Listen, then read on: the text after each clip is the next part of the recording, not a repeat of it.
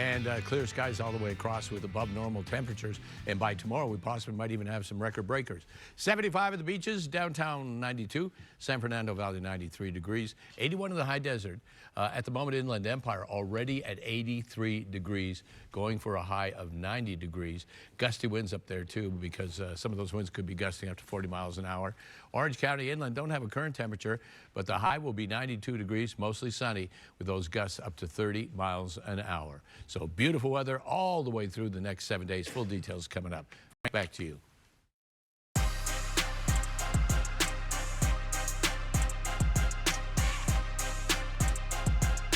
Last night's World Series Game 3 between the Dodgers and Toronto Blue Jays, one for the ages. The Dodgers pulling off an emphatic win over the Blue Jays in an 18-inning thriller that puts the boys in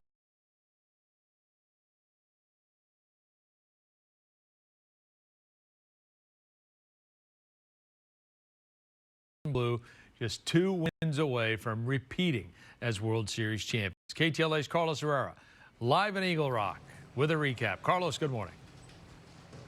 Hey, good morning. 6 hours and 39 minutes. So that's how long last night's game was. And if you stayed up to watch it, you're certainly going to need to pick me up some sugar in your system to stay awake throughout the day. You got the Dodger Donuts here at Colorado Donuts here in Eagle Rock. Fans coming in this morning to make it happen. We're talking to fans.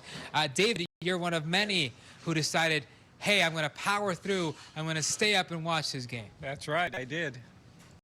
And you know what? Screw this. I'm going to bed. No, never. That was actually 2 games in 1. Exactly right. Yes, yes. Your thoughts of last night's game? Oh man, I was just amazed. It was a beautiful game. I mean, it was an exciting game for me. I mean, it's like a fan, you know, because I've been a fan since I was, you know, a little boy. This is exactly what history is made of. This is the game that you want to watch. This is it. And it all ended with an epic Freddie moment yet again. 11:50 in Los Angeles. Furman sends a fly ball to center field. Varsho's going back before the catch strikes midnight. Freddie Freeman has ended it.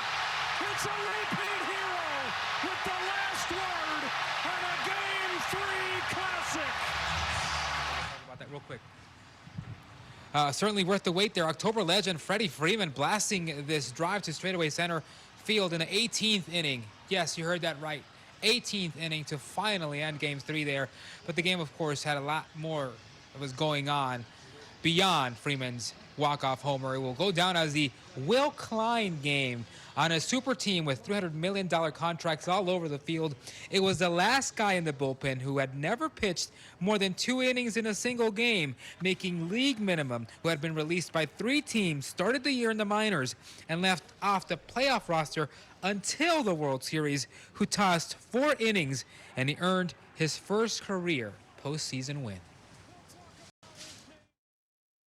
Will went 4 innings tonight, filled up the strike zone, competed his tail off, and you know, in the postseason, you know, people talk about the superstars, but you know, a lot of times it's these unsung heroes that you just can't expect, and guys, you know, come to pass and you know, pop.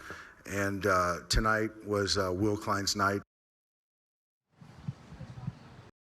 And plenty of MLB history was broken during the 18-inning marathon. Shohei Ohtani, proving why he's a unicorn, became the first player to be intentionally walked 4 times in a postseason game. He also became the first in a postseason game to reach base 9 times. The Dodgers and Blue Jays combined to strand 37 runners on base, total of 19 pitchers. 19. 9 for Toronto, 10 for LA. They combined to throw 609 pitches. There were a total of 153 plate appearances. And yes, Freddie Freeman, now the first player to ever hit multiple walk-off home runs in the World Series. And fans are ecstatic, and they're starting to believe, because back-to-back is closer and closer every single day. And they can clinch the title for the first time at home since 1965. You're right, exactly. And there's going to be a wonderful, when that happens, look out. As the city, I hope the city is going to be patient and relaxed, not, but you know, LA. They don't happen. They don't happen. They get wild. Real quick before we toss it back, Richard, big fan. You're gonna send this really quickly. So who are you gonna send this to? On this one, I'm going to send it to Frank, Jessica, and Mark. Oh, let's not forget Melvin. And of course, you get a donut also. I'm getting you a donut for each one of you. Fan favorite there. We love fans like that. We'll send it back to you That guys. is so nice. We'll So take it. kind. Yes. Love a donut. Anytime. We appreciate it. Thank you very much. Santa Monica City Council meeting today to vote on a sweeping realignment plan. They're calling it to restore safety and fiscal stability. The multi-year strategy includes significantly increasing police patrols, addressing crime and homelessness, investing in infrastructure, and taking a more business-friendly approach to permits and fees. The blueprint tackles many quality of life issues that critics say have contributed to lower foot traffic in tourist districts since the COVID-19 pandemic. Complicating matters further is that Santa Monica is in fiscal distress after paying $229 million in settlements related to alleged sexual abuse by a former city employee. LA County is asking the courts to block the release of thousands of sheriff's deputy photos. Independent journalist Cerise Castle sued the county to release the pictures and the names of about 8,500 deputies. She argues it would improve transparency with the public. The county says photos of sheriff's deputies are not public records and could endanger their personal safety. A lower court previously ordered the release of the pictures, but the county appealed. A 3-judge appeals panel reviewed the case. A red flag warning now in effect across much of Southern California. Strong Santa Ana winds as well as high temperatures could increase our risk of fire danger. KTLA's Jean Kang live in Westlake Village where firefighters are on high alert. Jean, good morning. Good morning, Jessica and Frank. Yeah, that is the headline of the morning. Santa Ana winds could be pretty intense. They're expected to blow through Westlake Village, and their firefighters say they are ready. As you see, they have a water tender and a fire engine out right now. Right now, it is calm and it is quiet, so hopefully it'll stay this way. However, some residents say they feel a bit anxious about what's in store. Yes, we're very nervous about it, and it frightens my dog when the winds start up. And you worry about getting out of the neighborhood if there is an emergency because of congestion. So that's my biggest worry, is just if there's a fire, can we all get out safely? We're very grateful to the firemen, firefighters. They're wonderful people. In Southern California and really in our area, we train year round, so like leading up to this time of year, especially over the summer, you know, we start preparing, doing everything. We do all our brush inspections. Captain Pfeiffer tells us his crew spent months clearing brush around homes during the summertime and extra staff and a water tender standing by today for the Santa Ana wind and potential fire weather. Here's what we're dealing with: a red flag warning in effect through Wednesday evening for the San Gabriel Mountains in southeastern Ventura County.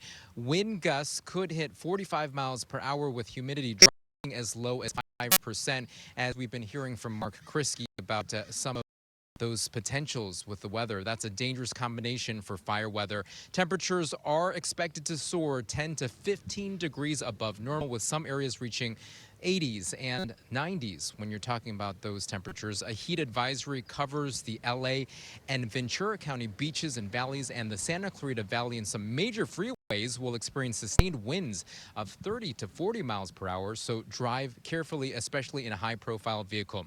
Those cooling centers are open at rec facilities and libraries. Head to laparks.org for those locations. And for those fire alerts, you can call 311 for updated information or sign up at notifyla.org. Now, back out here live, as you see, the fire engines are ready to go. They say they prepare year-round for something like this, and of course, this being the first major Santa Ana wind event of the season, they say they are ready to go, but they hope they don't have to be out there doing their work, so they hope that it stays peaceful all day today. Reporting live here in Westlake Village, Jean Kang, back to you in the studio. All right, Gene, thank you. I was just asking our producers if we could turn around the Steven Nelson call of Freddie Freeman's home run. So we're going to try to get that on the air before 11 o'clock this morning. Classic. But it was fantastic. Yeah. And Steven has a camera in the booth. If you were watching us yesterday, Steven was on with us during this hour to talk about the Dodgers run, and it is just terrific. It's terrific. Yeah. The excitement and the thrill. And, and he did say, you look at Rick Monday, and Rick is just sitting there going, calm down, kid. Get a grip, you know. Yeah. And Not like Steven you've is been all here. over. Right. It's great. If we can get that down, it's fantastic. Okay, let's go to our weather forecast at, 11 minutes after 10 o'clock. And here we go. World Series Game 4. We could not do it tonight, but we could get that much closer if we tonight. I'm calling it. That's over. 82. Going to rub Glenn Walker's belly, too, coming up in about 40 minutes. Right. Wow. Absolutely. Can't miss on that. 82 at game time. Drops down to 78, and then 74 and 73 degrees. You don't even need a jacket at Dodger Stadium. Here's the thing, though, on Glenn's belly rub. Yeah. Yesterday with the belly rub, you started at the lower belly. Yeah. Kind of went to the middle, went a little high. Yeah. You went to yeah, above the belly kind of rub. Yeah. You were urged to bring it back down. Yeah. So maybe you have to do that whole thing again. On Right? Glenn? Because if we're going to do it, we got to replicate. Because all I heard, even when I started, I heard higher. Right. And so I did go high, but I went too high. And okay, we'll see what happens. You never know in live TV. Yeah. 70, 72, 6 degrees warmer already than it was yesterday at this time. And relative humidity at about 55%. Okay, we got some advisory and one warning. Red flag warning right here in the dark red. That's in around the Santa Clarita area. And on top of that, they're also in the wind advisory. That goes on until 4 o'clock. Red flag warning goes on until tomorrow, 6 o'clock. Tomorrow will be the warmer day. And then the heat advisory also, anything in the orange, that goes on until tomorrow, 7 o'clock. So basically, we're going to have 2 hot days. And then after that, we're going to still have great looking weather. Clear skies, offshore flow quite strong, gives us those Santa Ana winds. Problem is, it'll be very dry and windy. So let's hope we don't have any fires erupt in the next couple of days. Let's hope we never have them, but the next couple of days could be crucial.